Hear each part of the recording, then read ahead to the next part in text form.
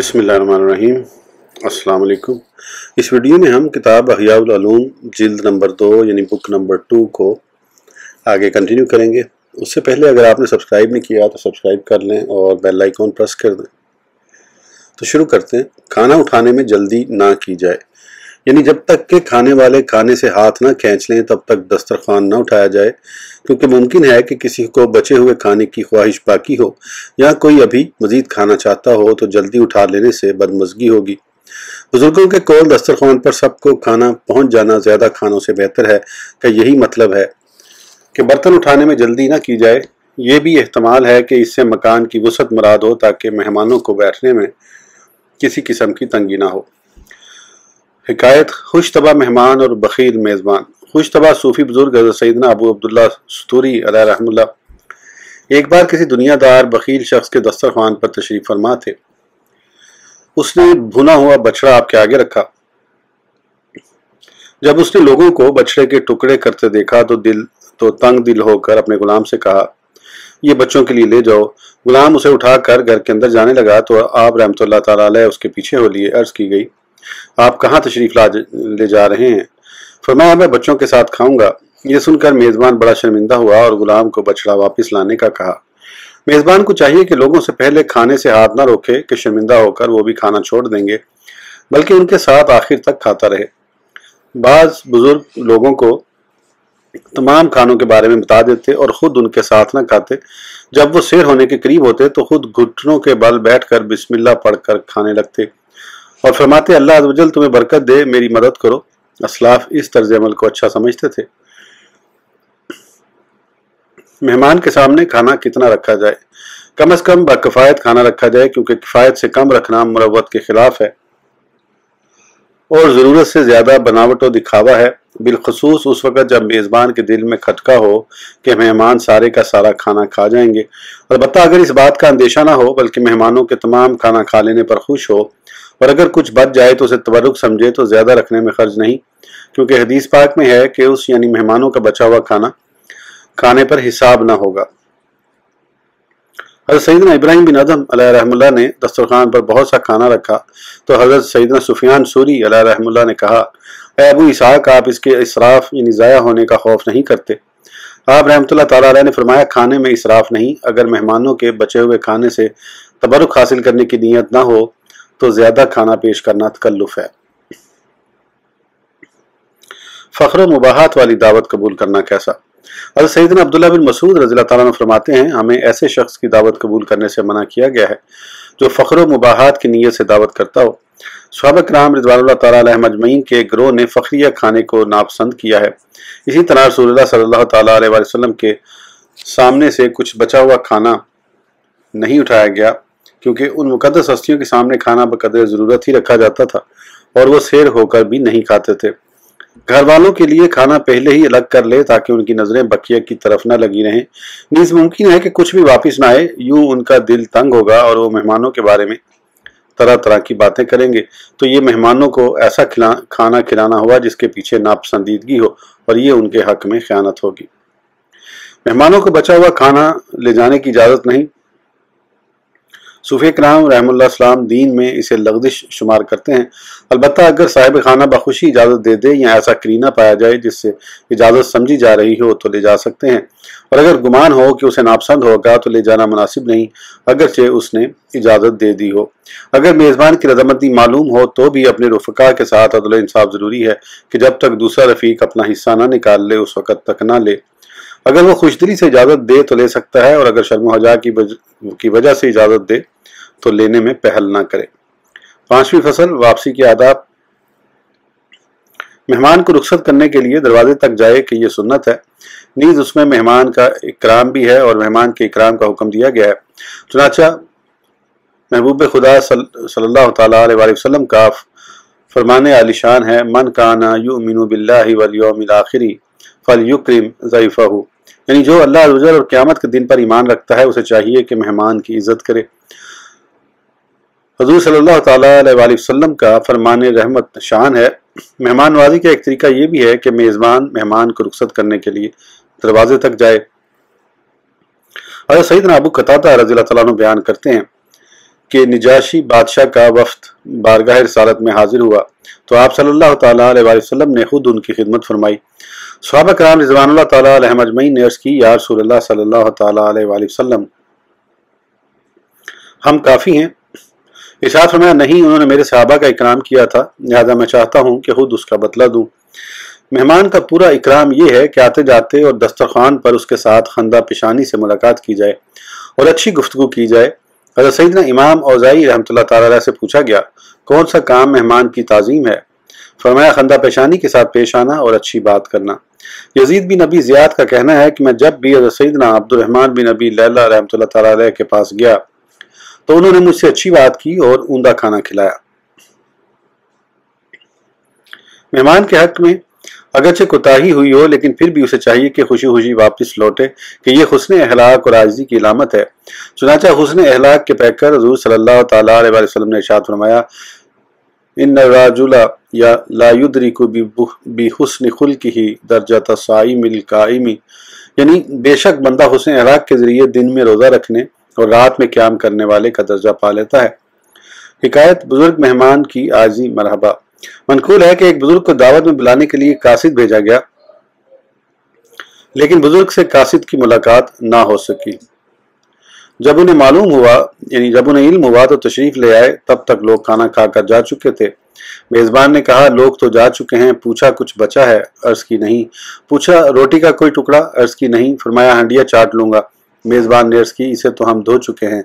चुनांचे वो बुजुर्ग अल्लाह अज़्ज़ व जल की हम्द करते हुए लौट आए। उनसे इस बारे में अर्ज की तो फरमाया, उस शख्स ने हमें अच्छी नीयत से बुलाया और अच्छी नीयत से लौटा दिया। आजी और हुस्न खुल्क यही है कि मेहमान के दिल में मेज़बान के लिए कुदूरत पैदा ना हो। मनकूल है कि हज़रत सैयदना अबुल कासिम जुनैद रहमतुल्लाह ताला अलैह के उस्ताद हज़रत सैयदना इब्नुल करनबी अलैह रहमतुल्लाह को एक बच्चे ने अपने बाप के कहने पर 4 मरतबा दावत दी और बाप ने हर बार बगैर कुछ खिलाए बगैर उन्हें वापस लौटा दिया। आप बुलाने पर हर बार जाते कि बच्चे का दिल खुश होगा और बगैर कुछ खाए पिए लौट जाने से उसके बाप का दिल खुश होगा। ये वो नफूसे कुदसिया थे कि जिन्होंने रज़ाए इलाही के लिए आजी करते हुए जिल्लत बर्दाश्त की और तौहीद पर मुतमईन रहे और उन्होंने हर कबूल व इनकार को अपने और रब अज़्ज़ व जल के मामलात के दरमियान इबरत ख्याल किया। जिस तरह वो लोगों की तरफ से मिलने वाली इज्जत पर खुश ना हुए, इसी तरह लोगों की तरफ से मिलने वाली जिल्लत पर शिकस्ता दिल भी नहीं हुए, बल्कि उन्होंने यही जहन रखा कि सब कुछ यानी इज्जत व जिल्लत अल्लाह वाहिद व कहार अज़्ज़ व जल की तरफ से है। एक बुजुर्ग फरमाते हैं, मैं दावत सिर्फ इसलिए कबूल करता हूँ कि उसके जरिए जन्नती खाना याद करूँ, यानी वो खाना भी हमें बगैर मेहनत व मुशक्क़त के मिलेगा और उस पर हिसाब भी नहीं होगा। मेहमान को चाहिए कि मेज़बान की इजाज़त के बगैर वापस ना लौटे और वहाँ रुकने में भी उसके दिल की रियायत रखे कि अगर वो दिली तौर पर खुश हो और मकान वसी हो तो ठहरे वरना लौट जाए।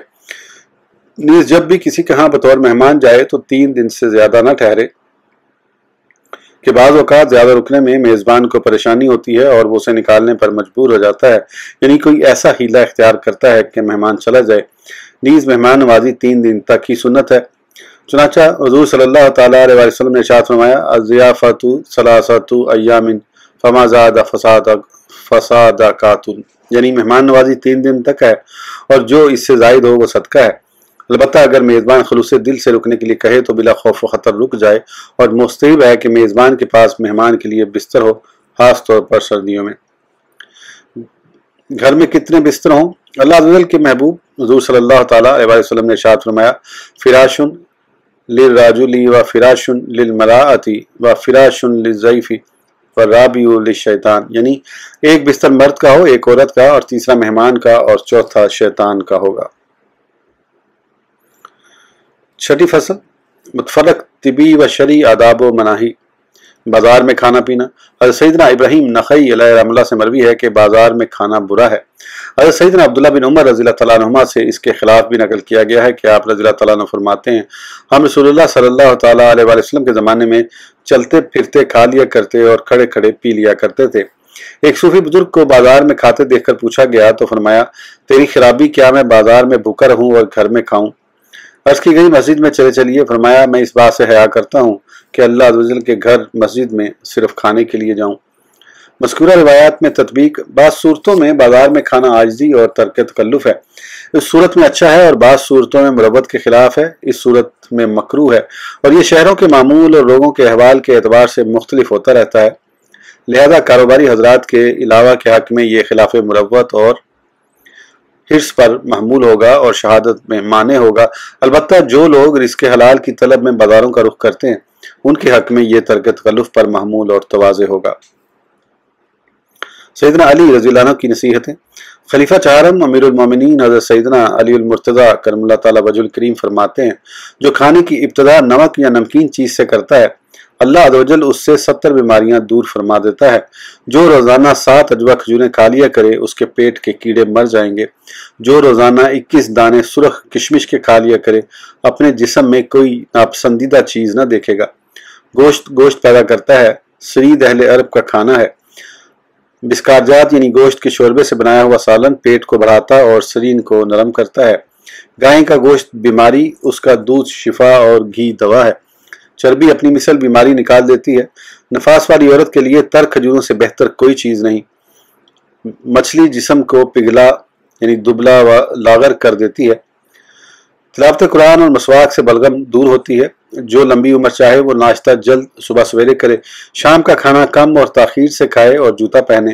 انسان کے لیے گھی سے بہتر کوئی دوا نہیں۔ عورتوں سے میل جول کم رکھے اور چادر ہلکی رکھے یعنی قرض نہ لے۔ ایک طبیب کی نصیحتیں: حجاج نے ایک طبیب سے کہا کہ مجھے کوئی ایسی چیز بتائیں جسے میں اختیار کروں اور اس سے تجاوز نہ کروں۔ طبیب نے کہا جوان عورت سے نکاح کرو، جوان جانور کا گوشت کھاؤ، کسی چیز کو اس وقت تک نہ کھاؤ جب تک وہ اچھی طرح پک نہ جائے، بغیر بیماری کے دوا نہ پیو، پھل خوب پکا ہوا کھاؤ، کھانا اچھی طرح چبا کر کھاؤ، کھانا اپنی پسند کا کھاؤ، کھانے کے بعد پانی نہ پیو، اگر پانی پی لو تو اس کے بعد کچھ نہ کھاؤ، پیشاب پخانا نہ روکو، دن میں کھاؤ تو سو جاؤ اور رات کو کھانے کے بعد کچھ چہل قدمی کر لو اگرچہ 100 قدم ہی ہو۔ عربوں کے مقولے تغدہ تمدہ تعشا تمشا یعنی دن کا کھانا کھا کر سو جاؤ اور شام کا کھانا کھا کر کچھ دیر چل لو کا یہی مطلب ہے۔ منقول ہے کہ جس طرح نہر میں بند لگا کر پانی کو بہنے سے روک دیا جائے تو اپنے کناروں کے گرد و پیش کو خراب کر دیتی ہے، ایسے ہی پیشاب کا روکنا جسم کو خراب کر دیتا یعنی بیماری کا باعث ہے۔ ناشتہ اور رات کا کھانا نہ چھوڑو۔ حدیث پاک میں ہے رگوں کو کاٹنا بیمار کرتا ہے اور رات کا کھانا چھوڑنا بوڑھا کرتا ہے۔ اہل عرب کا قول ہے کہ صبح کا کھانا چھوڑنا سرین کی چربی پگھلاتا ہے۔ کسی حکیم نے اپنے بیٹے کو نصیحت کی کہ جب تک بردباری نہ لے لو گھر سے نہ نکلو، یعنی جب تک ناشتہ نہ کر لو گھر سے نہ نکلو، کیونکہ ناشتہ کرنے سے بردباری باقی رہتی ہے اور غصہ زائل ہوتا ہے اور یہ بازار کی اشیاء کی خواہش کو بھی کم کرتا ہے۔ ایک حکیم نے کسی موٹے شخص سے کہا تمہاری صحت کا راز کیا ہے؟ اس نے کہا اس لیے کہ میں خالص گندم کی روٹی اور بھیڑ کا گوشت کھاتا، بنفشہ کا تیل لگاتا اور سوتی کپڑا پہنتا ہوں۔ پرہیز: تندرست شخص کے لیے پرہیز اسی طرح نقصان دہ ہے جس طرح بیمار کا پرہیز نہ کرنا۔ بعض اتباع کا قول ہے کہ جس کو بیماری کا یقین اور عافیت کا شک ہو تو اس کا تندرستی کی حالت میں بھی پرہیز کرنا اچھا ہے۔ حضور صلی اللہ تعالیٰ علیہ وسلم نے حضرت سیدنا صہیب رضی اللہ تعالیٰ عنہ کو کھجور کھاتے دیکھا، حالانکہ ان کی ایک آنکھ میں تکلیف تھی، تو ارشاد فرمایا تم کھجور کھا رہے ہو حالانکہ تمہاری آنکھ میں تکلیف ہے۔